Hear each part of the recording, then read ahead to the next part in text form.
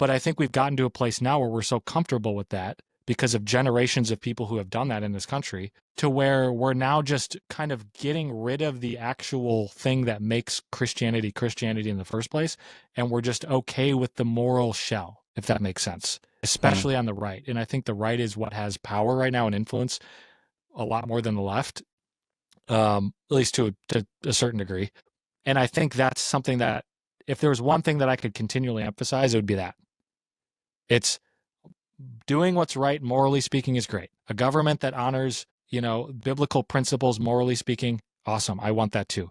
But none of that is going to matter if people aren't actually becoming Christians, if people aren't actually submitting to Jesus. It's not going to last. It's going to be short-lived. It's not going to be anything that we can actually hand down to our kids that's going to be meaningful. It's going to be a shell of what it could be, which is, I think, kind of the situation we're in now. We have a lot of people that say they're Christians and that vote conservative or Christian, quote unquote, but they're not.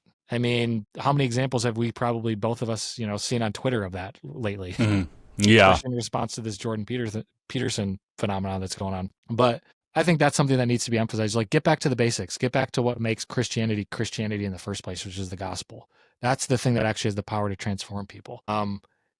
And I mean, that's kind of the story of the early church, right? The pre-political action of the early church is what led to governmental reform all throughout Europe, starting in Rome. It wasn't Christians skipping over the gospel and trying to force their Christendom onto everybody else. That's not what they did. They preached the gospel faithfully, were persecuted, and because of their faithfulness in the midst of suffering and persecution, the message spread like a wildfire, transformed people's lives to the point where there were so many Christians in the Roman Empire that Constantine had to declare it a Christian religion, a legal religion, and then the official Christian religion, or the official religion of the Roman Empire, because it had so much cultural impact and power. That was all pre-political. That was not people they weren't trying to topple the Roman Empire. They weren't trying to impose Christendom and force people into believing their orthodoxy. It was by faithful gospel witness and letting the Holy Spirit do his thing.